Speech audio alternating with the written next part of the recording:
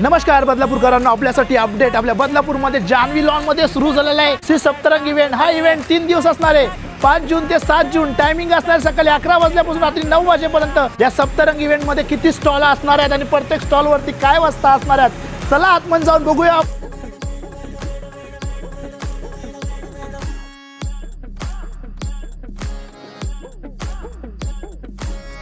झालो काम सारं सोडून आलो मी. झालं तुझी मस्त म्हणे मला फॉलो मी. काय करू टू मला कळना.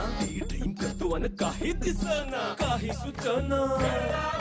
सांगू कुणाला आता काय मी करू.